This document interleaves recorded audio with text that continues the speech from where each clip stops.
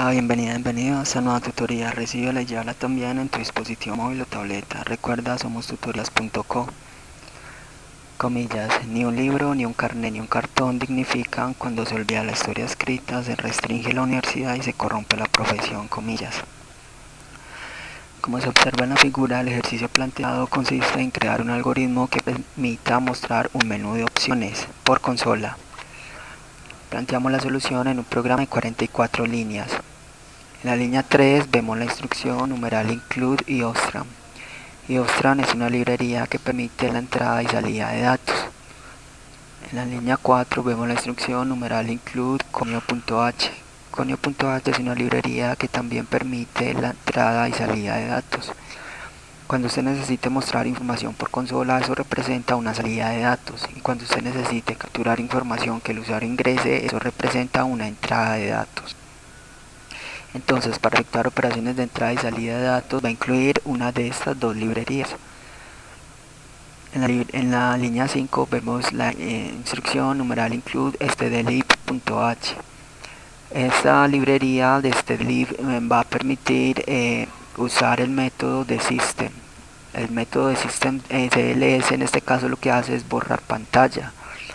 Entonces cada que se muestra el menú y el usuario ingrese una opción del menú, se va a efectuar la operación y luego se borrará pantalla.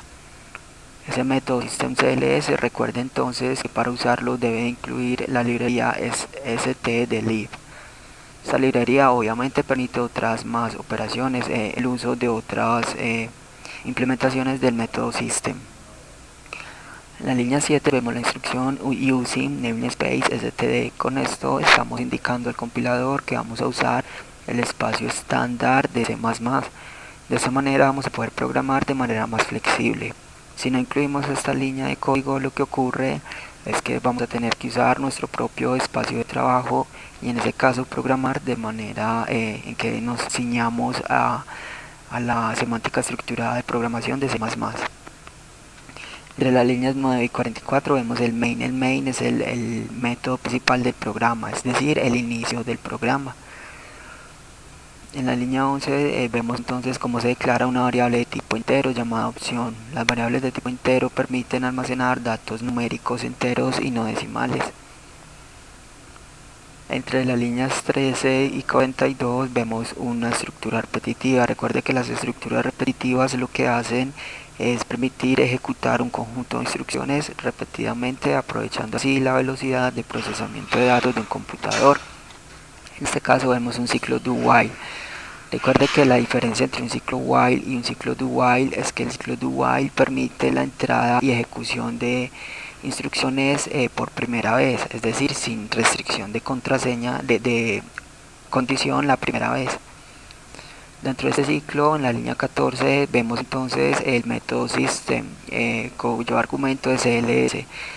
Ya dijimos entonces que esta instrucción lo que hace es borrar la pantalla de consola para volver a mostrar el menú.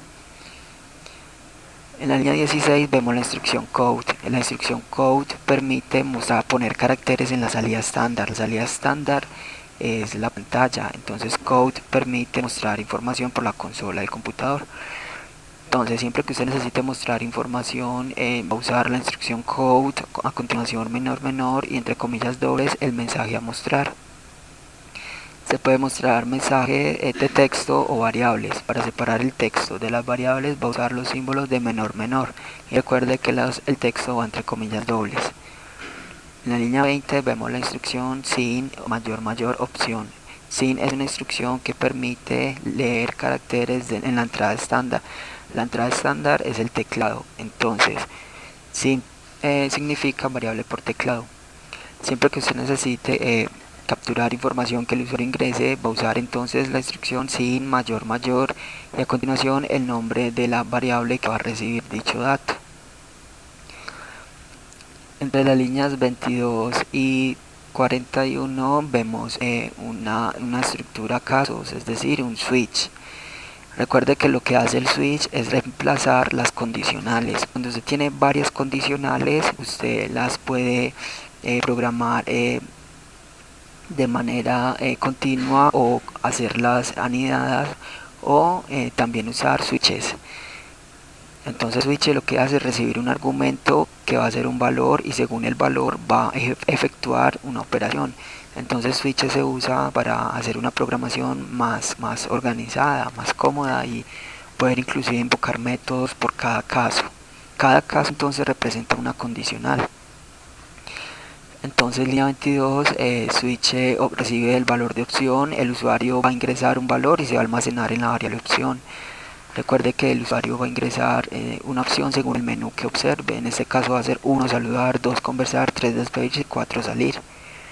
Por eso el caso 1 va a indicar entonces que el usuario quiere saludar. Por eso lo que hacemos es simplemente mostrar un mensaje, code y un saludo.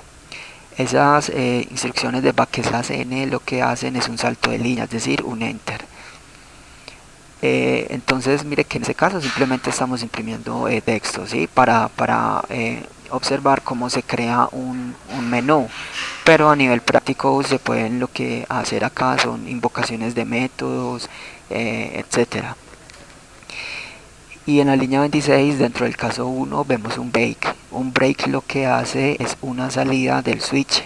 Entonces como ya efectuó el caso 1, entonces se va a salir del switch y en ese caso retornaría al ciclo do while para procesar otra opción, es decir, otra vez el menú y otro dato.